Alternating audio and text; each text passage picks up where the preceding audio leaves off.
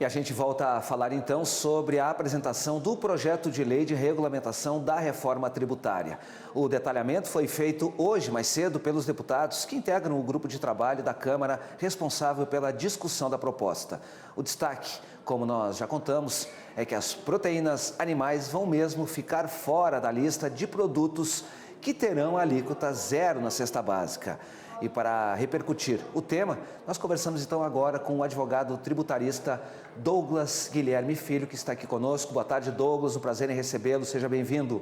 Todos, um prazer falar com vocês.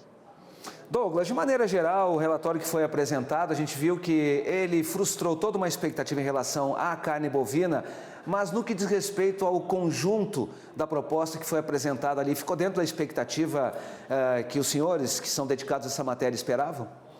Olha, para mim, na verdade, não ficou dentro da expectativa, tá? Hoje a cesta básica, ela já contempla a carne bovina, o frango e alguns itens aí que estavam em discussão na Câmara. E hoje, no projeto de lei que está sendo discutido, hoje provavelmente já está o relatório final, até o final do dia, ela foi retirada, tá? Hoje nós temos itens como açúcar, por exemplo, que são muito mais supérfluos do que, por exemplo, uma carne bovina ou mesmo um frango. Então, assim, de uma forma geral, o projeto foi um pouco frustrante. Mas seria possível, por exemplo, de se fazer um processo de escalonamento? Por exemplo, eu já ouvi alguns especialistas dizendo que se você modificar, por exemplo, a cobrança, e não é o caso específico porque a carne não entrou de maneira global, mas houve a apresentação de uma sugestão até pelo presidente da República de se diferenciar aquilo que são cortes mais nobres daquilo que são cortes mais consumidos pela população com menos poder aquisitivo. A princípio, quando ele falou dessa proposta, meio que surgiu como uma ideia que pudesse, de alguma maneira, iluminar algum caminho. Mas isso seria factível? Poderia se encontrar, de fato, um caminho que pudesse, nessa perspectiva, reduzir o preço da proteína animal para o consumidor final? Hoje a carne, de uma forma geral, ela está englobada na cesta básica, seja ela uma carne bovina de uma qualidade maior ou inferior, tá? A ideia do presidente Lula era trazer alguns itens, carnes mais simples, vamos dizer assim, com preço mais acessível para o consumidor. No entanto, o projeto está sendo votado de forma contrária, tá? Basicamente, o que tem se entendido aí é que não se quer puxar a alíquota do consumo para cima, que hoje a média dessa alíquota é em 26,5%. Então, qualquer item que for acrescentado, o cálculo final estimado aí poderia majorar. Eu mesmo vi pesquisas empíricas hoje pela manhã falando que a inclusão da carne poderia aumentar mais 0,5%, 0,6%. Então, nós chegaremos a uma alíquota de quase 27,5%. Então, aí que é o grande entrave. Então, qualquer benesse que você dá para um item específico, você vai ter que puxar o colchão de outro lado. Então, isso acaba sendo uma das tendências. Então, se coloca alguns itens que, a princípio, seriam essenciais, por outros, quando você retira outro. Quando a gente vai alargando o leque, a alíquota, consequentemente, vai subindo.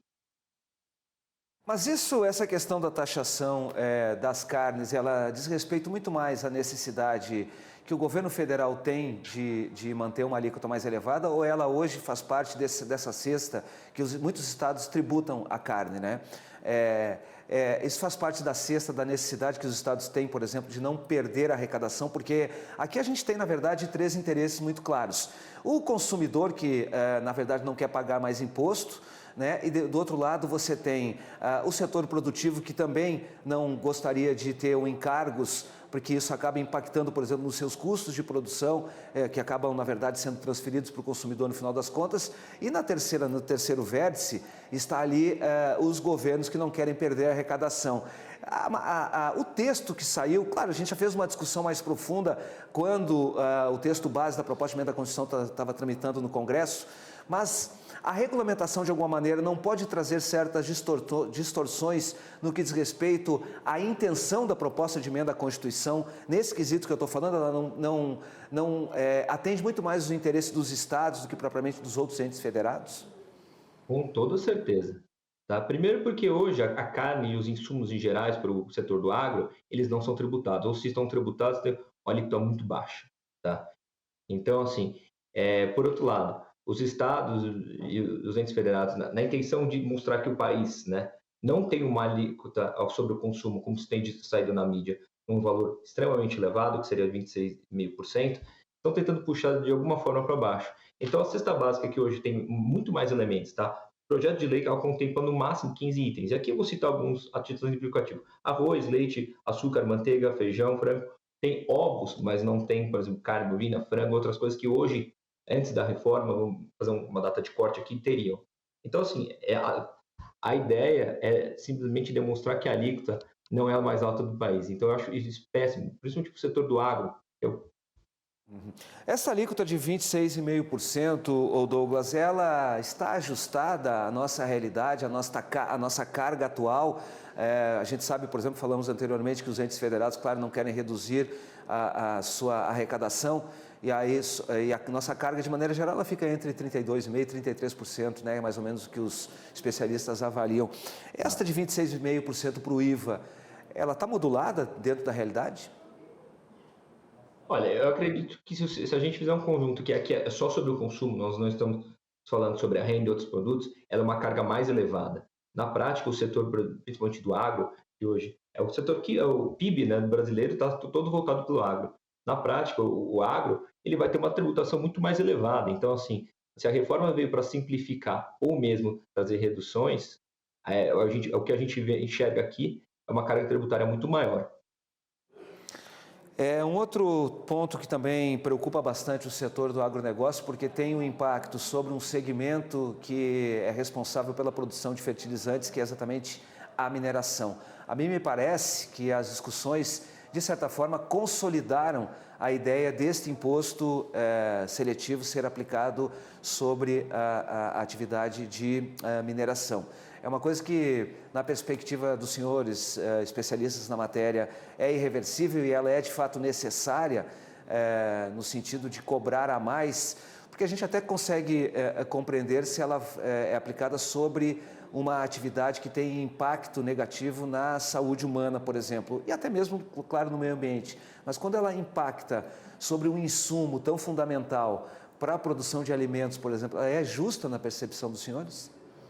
O grande problema dessa questão do imposto seletivo, ou como alguns estão chamando já, imposto do pecado, é que, muito embora isso já exista hoje na tributação brasileira, que basicamente é a questão da seletividade, os itens que estão sendo colocados ali, eles estão sendo muito mais, assim, por meio de mídia, do que mesmo a questão dele ser do pecado ou não. Tá? Basicamente, o que a gente tem visto ali é, hoje a gente não consegue fazer uma produção, sempre voltando aqui para o setor do agro, sem utilização de defensivos agrícolas. Tá? Mas esses defensivos agrícolas, que hoje têm algumas benéficas, como, por exemplo, para fim de CMS, redução de base de cálculo de 60%, a gente não teria tributado em contrapartida esse imposto do pecado. Então, assim, nós estamos vendo só o lado... não tem nada de positivo nessa reforma, se eu posso dizer. Nada de positivo. Teremos um período de transação que vai trazer mais obrigações acessórias, por pelo menos aí 6 anos, tá? Começando a partir de 2026. Teremos um aumento de carga tributária para o setor, principalmente em todos os aspectos ali da cesta básica, desde o produtor, consumidor e atacadista. Então, assim, eu consigo enxergar um ponto positivo nessa reforma. Aquela previsão de que somente a entrada da reforma em vigor, de alguma maneira, já induziria um crescimento maior do produto interno bruto, pela desburocratização, pela dinamização que as empresas teriam em relação aos sistemas de pagamento de cobrança de impostos. Isso, na sua opinião, não se confirmaria, não? Não se confirmaria, primeiro porque a transação ela é longa, né? Como eu falei, ela tem uma previsão de início em 2026, tá? E se estenderia até 2033. Nós teríamos um custo Brasil aí muito maior para fim de parametrização do sistema.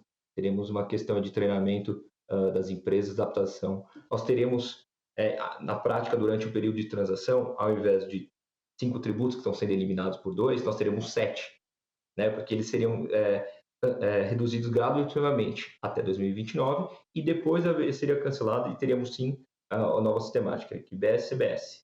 Então, eu não consigo ver nesses primeiros anos, ainda nessa década aqui de 20, esse crescimento do país.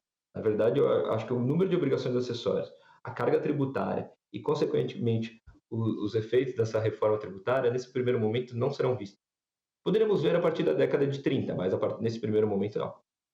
Tá bom, Douglas. Obrigado pela gentileza da entrevista. A gente, claro, sempre considera muito o que os nossos entrevistados falam. Eu vou sair um pouquinho assustado aqui do que você acabou de nos falar. Vamos lá, tomara que esses pontos, alguns deles, sejam ajustados ao longo da tramitação do projeto de regulamentação. Foi um prazer ter conversado com você. Uma boa tarde, viu? Eu agradeço, uma boa tarde a todos.